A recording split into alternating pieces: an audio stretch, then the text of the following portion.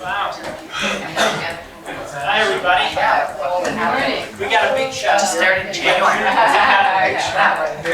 See, she was wondering where Most I recently was. from Pioneer Planning Commission for 20 years. No, Sam, Becca, oh my God, look who's here. How are you, Senator? How are you? Who's the best senator?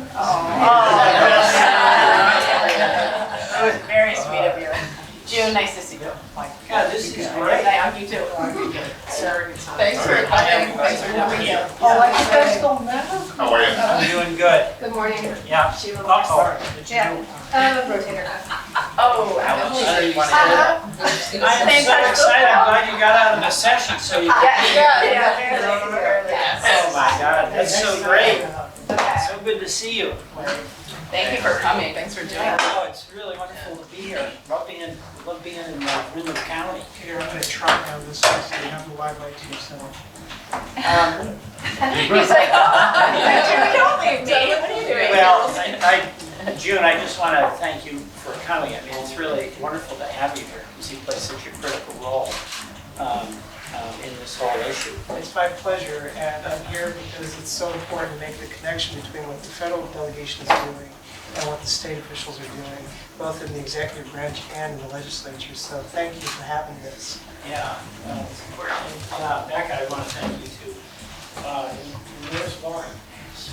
Laura's here. Laura, there you are, right in front of you. And thank you, because I know both of you are doing fantastic work at the State House on this issue. So what I'll do is I'll start out with a few comments and then let's have everybody introduce themselves and then have a discussion. The issue of broadband is obviously critical. And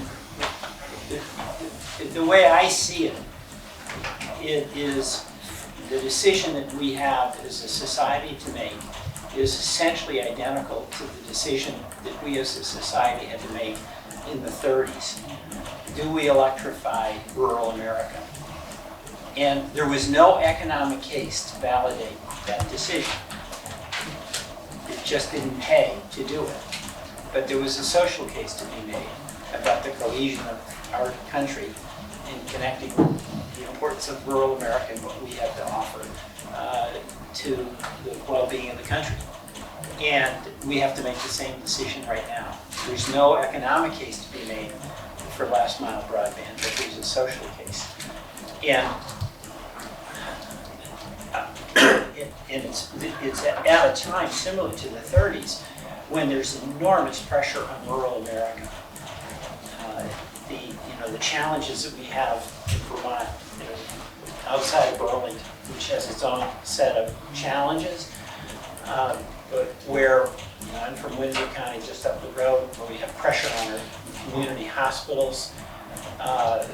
It's really tough to be able to afford the education challenges of our kids with property taxes as they are. The population decline. I mean, all of these are enormous pressures that are not unique to Vermont.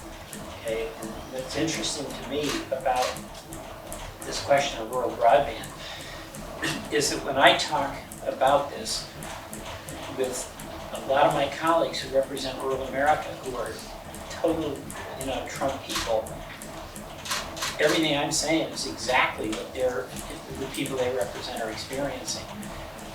And it's one of the areas where there's real common ground because the challenges that folks in rural America face are true, whether it's rural Vermont, rural Oklahoma, or rural Kansas. In fact, we have a broadband caucus that's got about 35 members, 36 members, and it's half ours and half these. And in fact, we've been making some progress, not as much as we need to get some money into broadband. And the last farm bill was $600 million. And I know with the legislature, I really, I see what you did this year. And, we've got two people who are significantly responsible for that advocacy. That's a big deal. And in June, it's really, really good of you to be here as well. But I think that there's two things that we need. One, at the federal level, we need both regulatory policies and resources to help wire rural America. Second, I think the policy has to be that it's done in a way that we future-proof, not just get speeds up a little bit, but we basically have to have, we've got to get the copper wire. We've got to be in a position that when there's technological upgrades, we're not lagging behind by 5 or 10 years. And that's an argument, a case I'm making with a lot of my colleagues. So the regulatory and the resource. And then at the community level, I think there's got to be a fair amount of flexibility because the challenges of the build-out are oftentimes there's unique challenges, whether you're in flat Iowa or you're in mountainous Vermont. And then what models do you get that work? You know, I live in Norwich now, and we've got EC fiber up here, which has been incredible. And it's been very minimal. It's mostly been loans, and it's been very, very effective. That's a model that I know the legislature is looking at. But how do we do that? So this issue is one of the few. Oh, and Emilie, I'm sorry, I didn't recognize you as well. Oh, Representative Kornheiser, thank you. Yeah, we haven't worked as much together. That's about to end. Right now. Right now. I apologize. And welcome home after a long session. Thank you. But this is one of the areas, and unfortunately, one of the few areas where there is an immense amount of common ground because the need is identical in rural America, whether you're here or elsewhere. There's real dispute about whether we're willing to pay for things. Okay, so we've got the budget battle. It's as much ideological as practical, but the leadership's ultimately got to come from the local communities that are doing things. So with that overly long introduction, let's go around and have everybody introduce themselves and then open it for discussion. I am Tim Scoggins, Chairman of the Select Board in Shasberry, Vermont. Susan Westa with the Wyndham Regional Commission. Sara Coffey, I represent Guilford and Vernon. I'm sorry, Sarah. Oh, okay. Becca Balint, I represent Windham County, and I live here in Brattleboro. Tabby Friedman, Town of Dover, I'm zoning and a lot of other things. Yeah. June Tierney, Commissioner, Department of Public Service. Sibilia representative. I also work here on regional strategies. Emilie Kornheiser, representative, one of the 3 representatives from Brattleboro. I'm Clay Purvis, Director for Telecom and Connectivity at the Department of Public Service. Steve Neratko, I'm the Economic Development Director for Dover. Patrick Moreland, I'm the Assistant Town Manager here at Brattleboro. Sheila Moore, Select Board Chair, Guilford. Great. So, actually, it might be good to hear from our representatives about what happened in Montpelier and what you're doing, and then hear from, just an open conversation about what we need to be doing.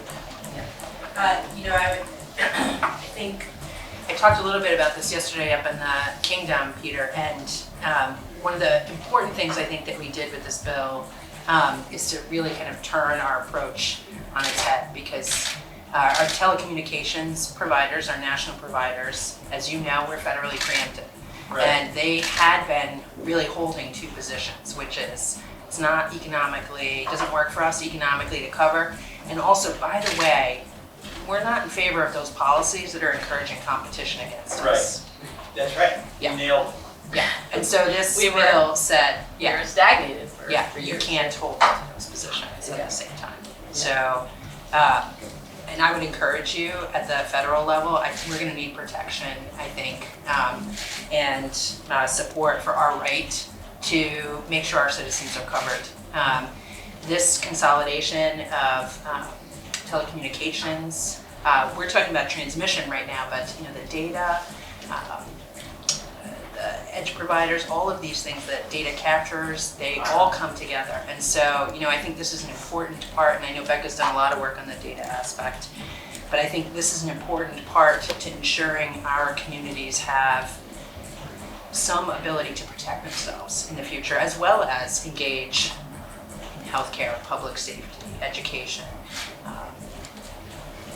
And replacing our our telephone lines, which I'm sure that's been a huge concern for me, is the retiring of these copper networks. The retirement of what? Of the copper networks. I have done research and seen, that there are negotiations going on at the federal level all across the country on when and how providers can shut down those copper networks. And for a lot of my constituents, that's all they have. That's all they have. You mean the landlord? Yeah. Right. And the cavalier attitude that we have had around how critical that infrastructure is. Right. I'm really happy that the commissioner and the department took that seriously and opened up an investigation. But, I'm concerned about that attitude getting fixed long term. I'm glad you brought that up, because we're not talking about that in DC. It's We're talking about how we get broadband resources out and some of the competition issues, because the big carriers could care less, right? I mean, they've got their business model, and it's a burden for them as they see it. So they sweet talk us, they ask us, but they actually don't come in and get the job done. But what you're telling me is that even the basic landlines that we have, a lot of people are cutting the cord, but that's their choice, and they can do it if they've got good cell service. But if you don't, and you rely on the landline, then you got to keep it. And how do you call for help?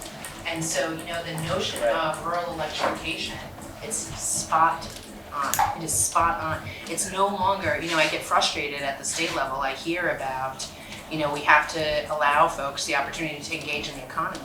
Yeah, absolutely. But we also have to make sure they can literally call for help. And as these this copper infrastructure is aging. Maybe June can weigh in a minute. Yeah. But Becca, why don't you? Well, one thing the that, Senate speak here too. well, I think one of the most exciting parts for me, having sat on the Committee of Jurisdiction in the Senate, which is finance. And so, when you were in the Senate, you probably didn't have I was on finance. but was that the place where cell service broadband lived at that time, or was that What under? was cell service? Right, well, yeah, right, exactly. And so we're still, on our side, getting up to speed on these issues. And so to have Laura's team in the House really send us a bill that was fully well-formed that we could work with, and of course June and Clay have been so instrumental in helping us literally bring our knowledge base up so that we could approach this.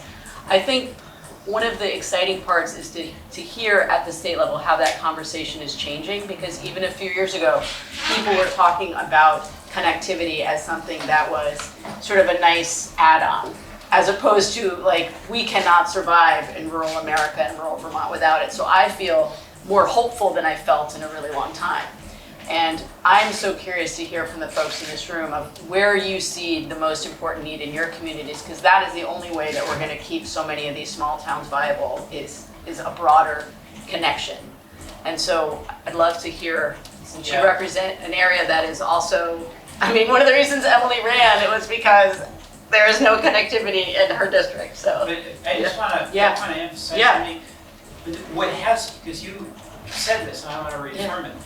I think there is now consensus, I see it in Congress, that we have to have connectivity. Yeah. We have to, it's existential.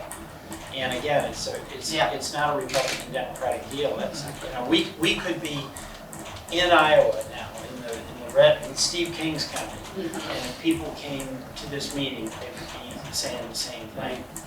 All right, so that's real opportunity there. Yeah. In some of the obstacles. So anyway, that's consensus. It's a question of how to, in dealing with the efforts of incumbents to make it harder rather than easier for us to get service out there. And before we go to you, let's hear from June. Sure. I want to thank you for coming. It's so nice. Absolutely, and one of the reasons I came is because this is my commitment that the Scott administration didn't treat this as just a one-off issue in the legislature. This is an ongoing policy concern that I have had over the course of my career, which is now 20 years in this, in the state regulatory environment, watching those barriers go up and recognizing last year when you and I sat down that the time has come to get those barriers yanked out, that you can't have people standing in two places. That's a very important moment in the intellectual life of this conversation, because it wasn't just that we were taking a need that's been recognized from outside of Vermont or that is anecdotal, but it's also a regulatory policy watershed moment that regulators are cognizant of. We've tried the other, now we need to do something new.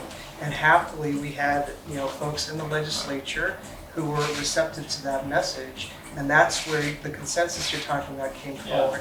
But I think beyond consensus, Peter, it's important to recognize that what is driving the consensus is recognition. And that is recognition of what broadband, what connectivity represents. It's not just the great way to get your favorite movies or the like. It's a recognition that it's a necessity. Right. The way electricity was 100 years ago.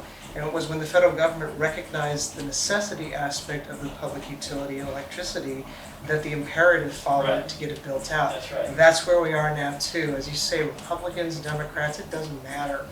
It's necessary. And what I'm seeing in my world, which isn't just telecommunications, but also energy, is what Laura was talking about, this convergence. That increasingly to do smart energy policy, to have good energy security, and with that the economic benefits that come from that, you've got to have connectivity. Because your grid has to be smart. Folks have to be able to avail themselves of the grid services that are coming. They're not going away. Yesterday's electrical grid is yesterday's electrical grid. And Vermont can't participate in that meaningfully unless we have 24/7, 100% connectivity, and as you say, future-proof. So there's this convergence that's happening that's at the root of that consensus we're talking about. Right. That's right. And that's why I'm here. But no, it's very reassuring. It's so, it's got to be frustrating. We're going to hear from the local folks, but half the battle in politics is getting the issue that you think is important on the agenda for discussion, because until it gets there, we don't even begin starting the solution. But anyway, go ahead. You were going to speak. Yeah. I'm Gretchen Havreluk from the town of Wilmington. Ironically, I'm late because of the internet. And why is that? I was submitting. I'm going to use that excuse. I was submitting a grant to VTrans today, a bike ped grant for our North Main Street project. And I was at home doing that right before I came, and I could not download because it was too. And I'm paying over $70 a month for my internet, and I was not able to upload this large file, and so it was a little bit of a scramble, so I apologize for being late. But I do think in Wilmington we're seeing, there is fiber that goes right through town, but it is cost prohibitive for some of those businesses to access that fiber. So the expense cost, and it is like electricity. It's So you've got some fiber in town. in the center, right? It goes Route 100 and Route 9. But it doesn't get to that last mile, as they say.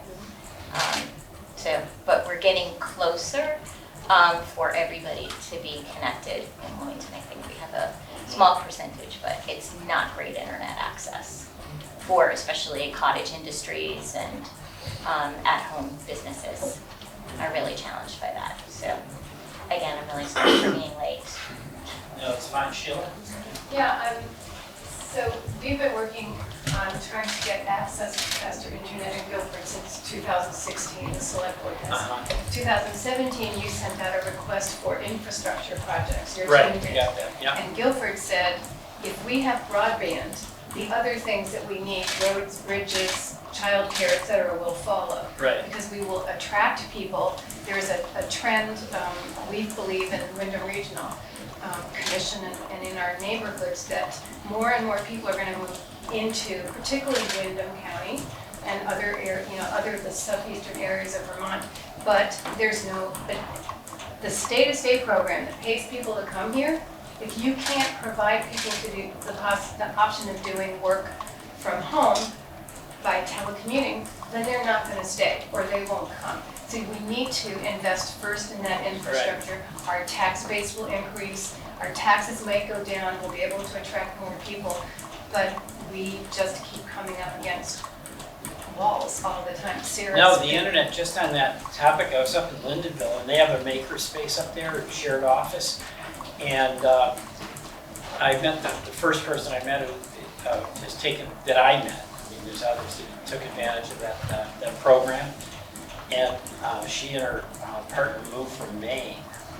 And she was doing her work, and the only reason that she could do it was because they had high-speed internet going to that shared office space. Now she did get me upset because she had a baseball hat that said Maine on it. We've got to change that to Vermont. But that's some proof of your point. She could not have done that. She wouldn't have done it. She wouldn't have and couldn't have, Yeah. even though she wanted to. Yeah. You can't do it without the tool. Yes. So Peter, I mean, following up on so much of what's been said, it's really exciting in the legislature to see this bill come through the House with unanimous support. I mean, it was really exciting. And representing one of my towns that has 80 miles of dirt road. Which town? Guilford. Yeah. And Vernon. Vernon is pretty well connected right now, but Guilford is not so well connected. And we're kind of like, Well, by the way, we were hearing earlier that, obviously big economic impact with closing it. Yeah, exactly. So you got, yeah. So this is what I heard when I was knocking on my doors. I mean, everybody, whatever stripe they choose to wear. But I think bridging this urban-rural divide and bringing our communities up to 21st century speed is obviously so important. And I think the thing we struggle with in our smaller towns is like the capacity to do it. Like, Guilford wants to do it. We have a single town administrator and a town clerk and assistant clerk and a fabulous select board. But it's like, how can we think, how can you help us with federal dollars and state dollars to work regionally? And I think right now we're striving to find from a legislative standpoint, like how do I help our communities figure out that EC fiber model? How can we set the direction rather than let our communities scramble trying to reinvent the wheel on their own? And I think that's why we're here, I think, today. Right. So, and we've been talking about that as a delegation and how to do that, and bringing together our community development folks from Windham Regional and our economic development folks, because this is a community and economic development issue. So, and we just have our capacity in our little towns is pretty shallow to take this on. I'll let other people talk to that, but I think how can we come together to we're better together, we're stronger together, and how can we well, you've got to spread out the burden. I mean, isn't that the EC fiber model? Yeah, it is, and it's also at the root of why the bill that passed has the new asset in it in my department, which I think of as a portal. Now that there's some place for you folks to direct people to say, okay, let's sit down and let's start mapping out what your resources are, what the needs are, etc. And it's not that we have all the answers, it's that we have a better capability to help get those answers. And I think that was one lifeline. But another lifeline was recognizing that the EC fiber model works and that it can be scaled to the communities that need to make use of it. And in my opinion, observing this over many years, it's actually preferable to having a Comcast or a Verizon solve this for you. Because there are judgments to be made about where and what a community wants. And those judgments are, in my opinion, better made by the folks who know their communities and know what their aspirations are for the community than by folks who are looking at their next quarter of earnings. So those are two big pluses, but this is new, there's no question. And I guess the message out right now, when you're getting people to move out of their comfort zone, the thing to do is to start by reassuring them that you're not alone. And you're not. The Department of Public Service is there to help, and we've been given a resource to do that. And I might add too, because I think truth-telling is so important, Peter, that aspect of it was an element that the legislature added to this bill. That was not part of the proposal I came through the door with, and I'm very grateful for that. Because that's how good compromises are struck, good legislation's made. part that we're not talking about here, though, is the knowledge base in Washington, D.C. And I just wanted to point out to you that we undertook that drive test that you were so good about waiting on the floor of the House about. this? Does everyone know about the drive test? Clay? That was amazing. Yes, really It was simple, it was straightforward, very well executed, and it helped you make, I mean, it was perfect that you made that point. My only wish is that I had called you and said, Peter, would you go to the floor of the House and make that point? Like, you did it, and that was, and I really think that's We'll because. tell people the drive test. 'Cause they- Okay, I'm sorry. Yeah, the bottom line is that the FCC has a whole bunch of money for connectivity, and there are formulas that they use for allocating that, but they gave us a chance to challenge maps that have been filed by big cell companies as to the coverage of cell service in the state of Vermont, right? And everybody knows that you can see the ad on television that tells you that Verizon's got great coverage. Can you hear me now? And your reality is, no, I've got Verizon service, I still can't hear you, right? And so we set out to make a simple point, which is, you know what, something's wrong with these maps. And here's your proof. We've got several different kinds of cell phones here. We drove 6,000 miles in the state. We registered where the signals were, where they weren't. And I can't tell you the numbers, Clay can, but a significant portion of those maps we were able to demonstrate through that simple test, in fact, were not accurate. And we filed that with the It's FCC. truly amazing, because just to give a little background, one of the challenges I've had is the FCC is asserting just great coverage, and they are relying on their maps. And their maps are by zip code, so if they go into one little section of Vernon where you've got good cell coverage, or you've got good coverage, that means all Vernon has it, or all Dover has it. And that's what they were asserting, right? So with the work that you did to document it, they just blew it up. And it honestly was really instrumental, because the FCC backed down when the chair was there. And then a lot of my Republican colleagues who were tending to be supportive of the assertions by the companies in the FCC, they realized with that was true in their districts too. So it just blew away this assertion that it isn't that big a deal. And it was the simplest thing to do. I mean, these guys, you know, they're tech savvy in a way that I'm not. So they came up with this. And actually, simplicity was at the core of it, and I think you'll appreciate that as a litigator. Yeah. Because it makes it that much harder for the companies to take apart, which they are trying to do right now. But in the end, I don't think they're going to get there, because intuitively and also statistically, you know that the point we made is true. Coverage is not what it's made out to be. Yeah, you documented. But what that showed me, forgive me for just a second, is that the state of understanding at the FCC is abysmal as to what the conditions actually are on the ground. And I'm wondering what the congressional delegation is doing and can do, and how we can help to keep driving that message home. Because the FCC needs to change how it thinks. The money's there, but it's not getting where it needs to go. Yeah, let me come back to that. Okay. Yeah, I just wanted to say how great that was, and to thank June and Clay for their generosity. So, Clay, were you driving that? No, I didn't personally drive, my staff drove. Our employee of the year. Yeah. Corey Chase, he actually got the award from the governor, that's right. Is that right? Yep. You did? That's great. Congratulations. Go ahead. I just want to say that when we read about that in Shasberry, I contacted Corey Chase, the guy that did a lot of the driving. And thanks to him and his bosses, they were generous enough to lend us that equipment that they used to map the major roads in the state. We mapped every road in our town of Shasberry to see exactly where we've got coverage and where we don't. And it's, you know, something that people can use in our town to figure out which carrier they might want to try to go with, where they might actually get coverage at their house. Another thing we've been able to do with it, it's a small thing, but it shows you how hungry we are to do something about this problem, is we're looking at this map of where VTEL signal is. VTEL, their cell signal, also provides a fixed wireless service to the home. And we were able to look at people. Well, one other thing we did was we did a survey in our town of where people are still not being served. We were able to merge the results of the map of where VTEL signal is, where people say they're not getting good enough internet. And find overlap, where there's good signal, where people maybe just don't know yet that this VTEL service is available, and we're in the process of contacting them to say, you said in the survey you don't have good internet, here's an option that maybe you haven't considered.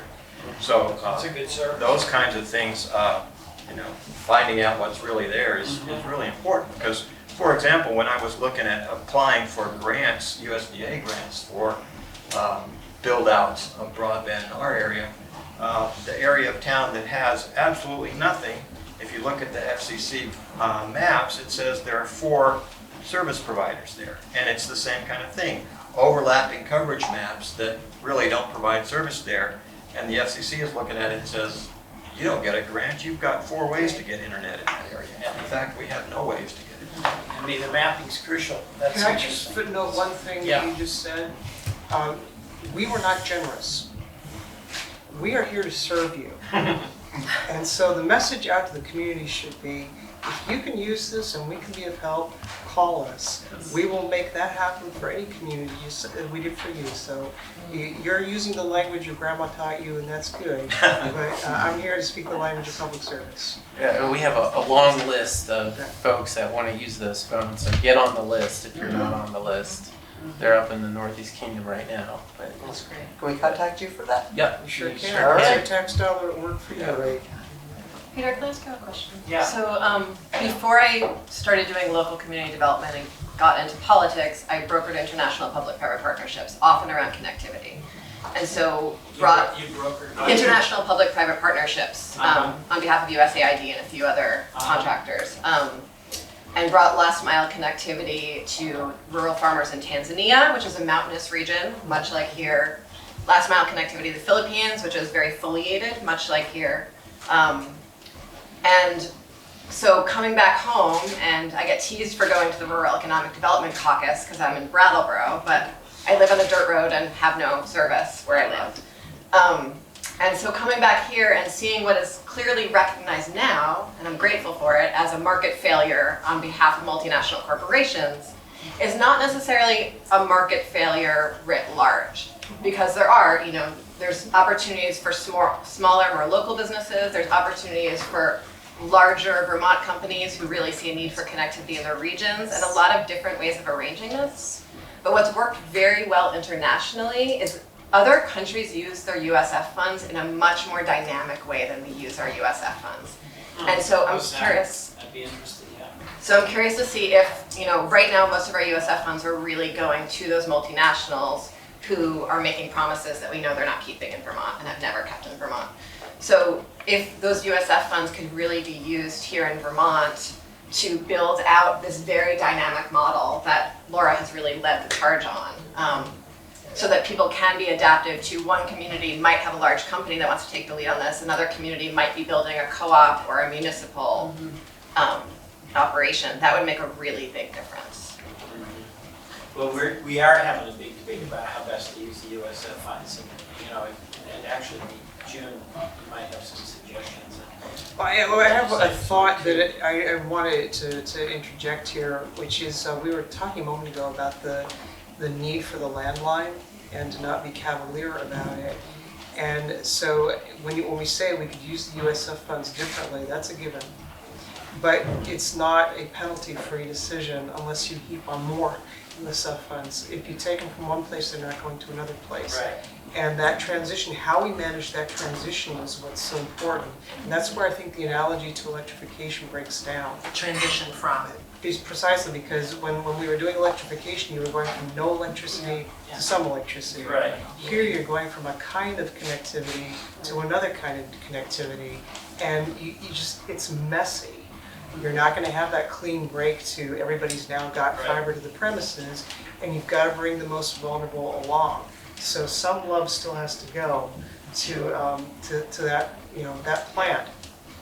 But I'm hopeful, Peter, that when the genuine necessity aspect of this transition and this technology is acknowledged and understood and felt, that what follows then is a more critical consideration of how many resources we're devoting to this at the federal level, and above all, how. And that's where I see the big sticking point right now, is that a lot of my advocacy has been directed at, influencing people who come to visit us and pointing out to them, USDA, your heart's in the right place, but let's talk about impediments you could remove, things you could waive in order for us to get shovels in the ground and access to dollars. That's not happening right now because you're giving us an April 1 deadline, or things like that are coming up the works. Yeah. And can I just add on to that? The Connect America Fund is ending, and the FCC really hasn't. They've announced a new program, but they haven't given out any details yet. I can't remember what it's called. I can get the name of it, but $20 billion over X number of years, and it's going to help Y number of people. But they haven't said what they're doing, how they're going to give it out, and it just seems like now is kind of the opportunity to hold their feet to the fire, and if they want to give it to incumbent carriers, okay, but what's the technology, who's it going to serve, and again, how are they going to do the mapping? And then the other point, many of us at the table were up in Lyndonville yesterday, and there was an NTI in Lyndonville. Lyndonville.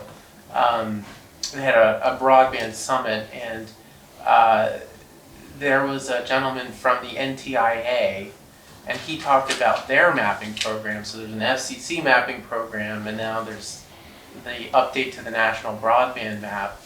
And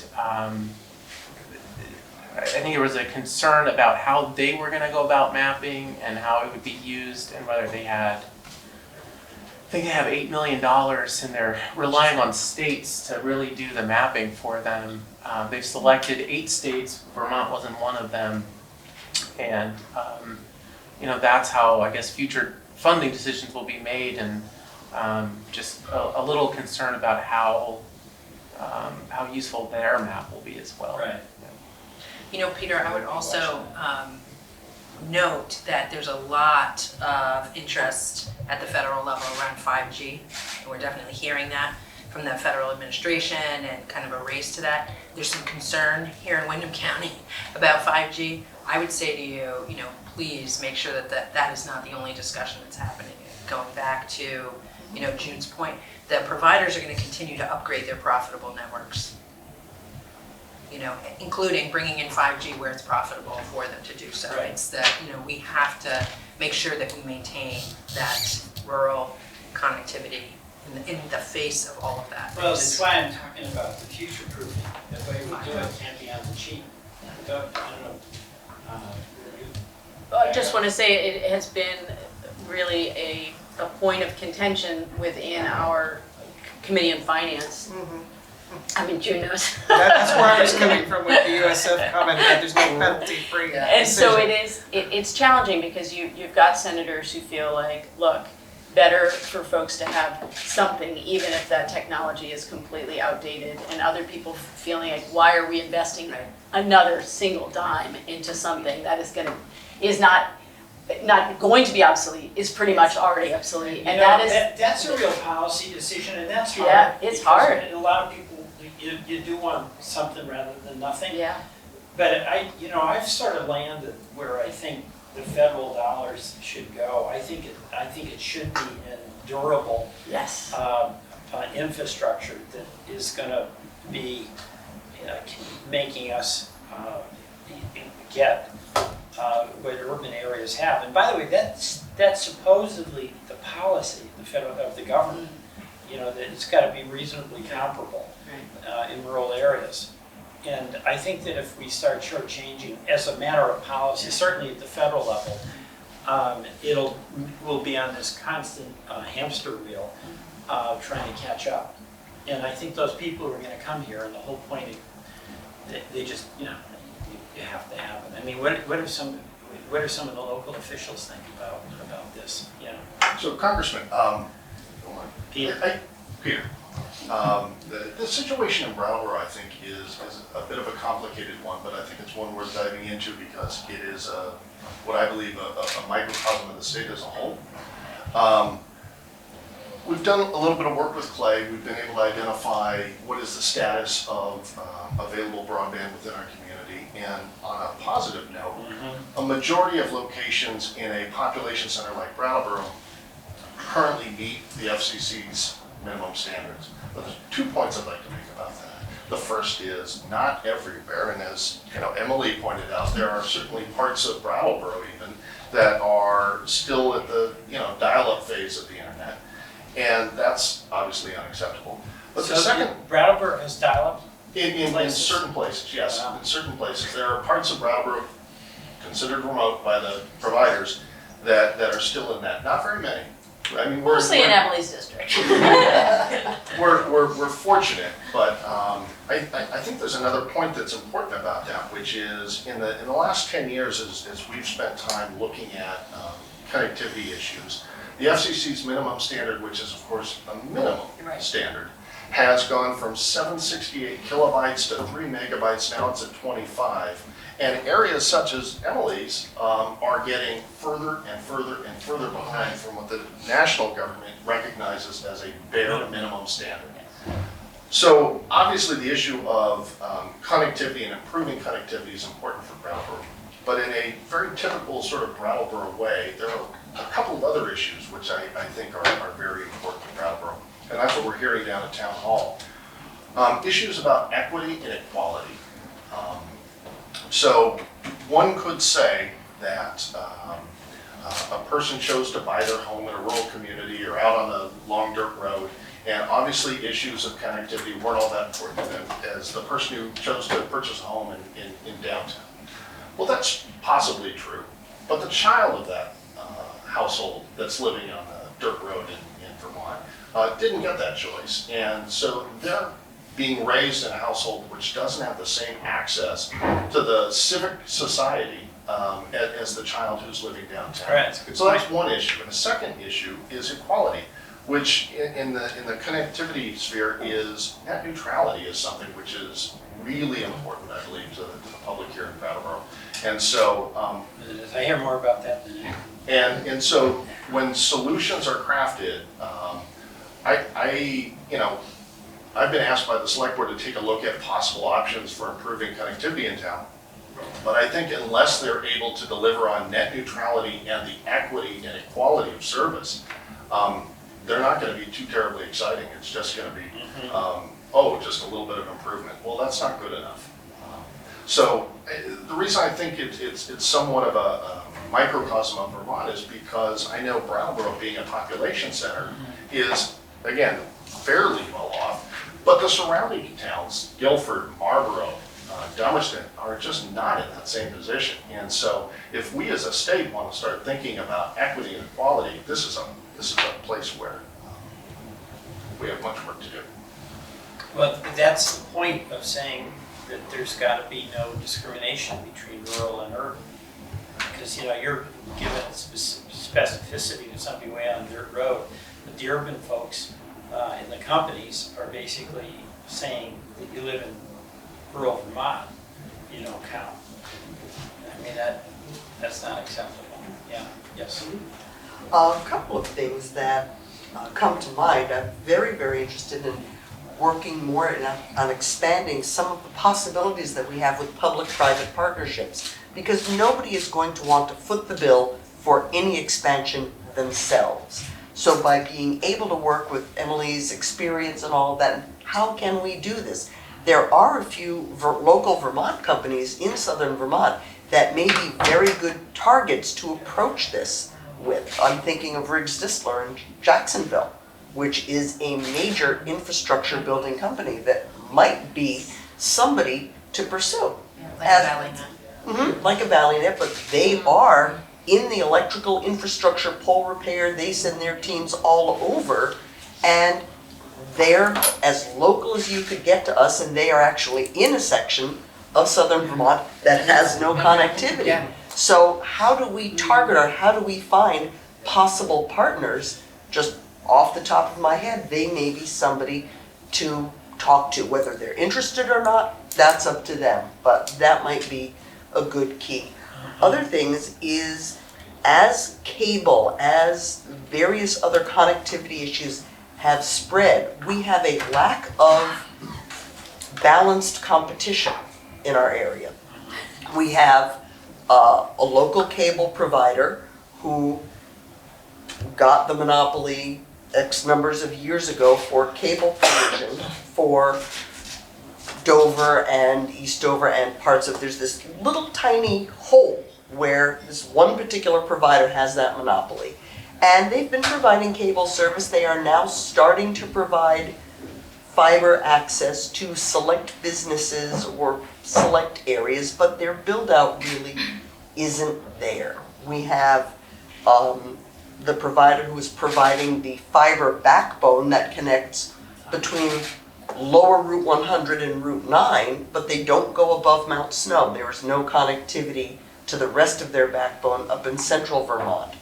And they're a large provider, which were eaten by a larger provider, which were eaten by another larger multinational provider. And publicly funded projects also, by the way. Mhm. That's sovereign project. Yeah, so how can we incentivize them to fill some of those gaps, to be able to say, hey, if you want a redundant backbone, if you connect this town to that town, now your backbone goes through Canada as well as going to Albany.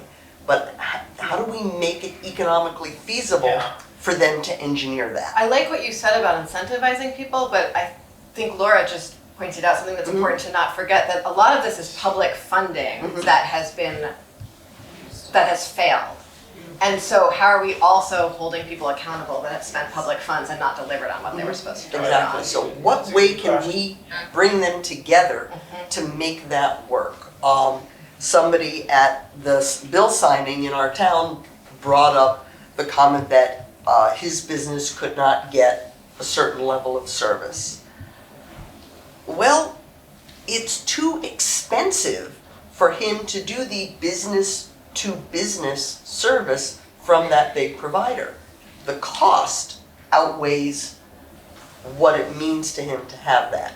And so this is the other thing, is with our limited competitive structure, it's cost prohibitive even in those places that do have potential access. A small business, a small cottage industry cannot spend $250 a month to get 20 meg service. Right. Competition, I think, is really a very important word that you're saying there. And one of the other key aspects of our bill is it sets up public competition with private companies that are failing to cover our rural areas. And we're not going to see the rural situation solved with private competition. It's not going to happen. So going back to... Who's stating that? Because, you know, there's been a fog of obfuscation. Yes. And, Yes. If I could speak to this issue, this will not be easy for people to hear around the table, but I think it's important to hear. Boy, I feel like I need to hold on to that. Me too. Because you know that medicine never comes from me without the absolute commitment to healing. So, but I think everything begins with understanding why we are where we are. So these little franchises and the like, they were granted at a time when people thought about this infrastructure very differently. Right? That's item one. So we can talk about accountability. I'm happy to have that conversation, but frankly, it's a joy killer. I think That's what I'm here for. No, Am I here for medicine? Am I here for killing it's drugs? like the conversation about health insurance right now. Do you want to build on what we have with Obamacare, or do you want to try to nuke the Well, whole let's thing not and start talk over? about that. No, but my point is this. It's, in my opinion, you're going to get places faster when you acknowledge that this is about filling gaps rather than blaming people for failed projects. Detail's a great example of that. I can go on and on about how that grant failed through the USDA, so it doesn't help me reach Michel Guité and get him to turn the page and figure out how we're going to do what you talked about, which is make VTEL work better in the future. I think the way that it would be helpful to know DC is looking at this is to understand, A, this is a necessity, B, it's fundamentally about money, C, a sizable public investment has already been made with public funds and public right-of-ways, so let's do it right. Let's fill the gaps as necessary to bring it level and make it the public infrastructure it's supposed to be. And let's worry about blame later.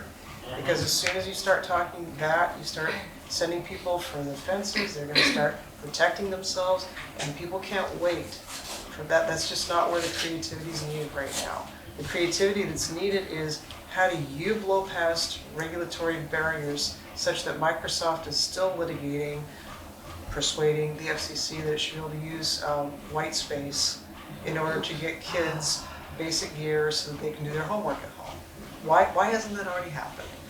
You know, that kind of stuff is, it's finding those pockets and zapping them. Hopefully we get to a place where we can then have the big, picture discussion of what the world ought to look like if we were starting from scratch, but we're not. We are inherently grafting this onto a pre-existing system, the way we do that with our grid. And then let's also recognize, to your point, Peter, about future-proofing, that you can also overinvest. It's a timing issue, because technology is constantly changing. And from where I sit, I hear from the folks who are talking about satellites that are going to ring the planet. And it's coming closer and closer. This is happening in some of the very countries that you worked in, where they have better connectivity than we, with their mobile phones, than we're ever going to see here, because they had nothing. And that left room for something to come that we're too chicken to try. For what it's worth, Stern Medicine that I administer on a regular basis, if Vermont really wants wireless connectivity, we can put balloons in the air. Aerostat balloons that have survived military combat, and make that happen. But that means people have to be willing to look at balloons in the air. And that's a whole different conversation that we're not having. And to that point, Steve, I want you to, you've been quiet, go ahead. I think one of Vermont's strengths and weaknesses is that sometimes we're able to leapfrog technology because we often exist 20 years in the past. And so that really provides a lot of opportunities. So as you said, we have so many gaps right now that we can fill them with leapfrog technology instead of having to do this endless catch-up exercise. I absolutely agree. And to the point of equity, most folks who are even middle class at this point, and especially their children, are operating entirely with phones. They don't have computers at home. And so the more we can make sure that we're building technology that's adaptive to the hardware that people can afford, the more we're really going to be serving the entire state. So in Dover, we have for a few years now been looking to implement townwide gigabit internet. We have set aside funds to do so. Our issue really is, again, going back to the equity issue. We have areas of town that have some internet. We have a couple areas of town that have great internet. We have large swaths of the town that don't have barely anything. We've merged with Wardsboro. If you go to Wardsboro, internet is basically inaccessible in most of the town. You can't get cell signal, you can't get internet connectivity. You really are disconnected from the world. Not only is it affecting the kids in the schools, but it's also affecting our ability to recruit people to work in our businesses. The cheaper areas of town where people would live and work at a service area job have no internet access, and they don't want to come here, move here, and do that. They don't want to have to deal with that, and so we're losing people who would otherwise live in town and do business here. We have a large second homeowner base. We want them to stay in town longer. We want them to be able to work from home, telecommute to their industries, and in large swaths of town they're just unable to do it. We do have some money set aside, but at this point it's really, how do we go at this? How do we figure out a solution? We have done an RFP in the past regarding having an outside agent or outside company come in and do that. It was about a $2-3 million project. We would, I think, be really interested in looking at that opportunity of, a regional solution that would be able to not only help us, but help Wardsboro, help Newfane and the other communities around us that really serve our customer base as well. But they don't have any funding. So how do we target a project where we could put in funding for it, but our neighboring towns who probably need it even more than us aren't able to put in any funding at all. So I would just say we would love to include you. Representative Coffey has kind of taken the initiative to think about how we could pull our delegation together with the department when these new tools come in. That new person that the commissioner's talking about, the new grants. We would love to include your office in these learnings that we're. No, we definitely want to be included. I mean, I regard my job is number one, trying to get resources here, and that means dealing with the USF fund. It means getting money in the appropriations bill that gets disseminated to the communities. Number two, addressing some of the regulatory barriers and the monopoly barriers that get in the way of taking care of local small communities.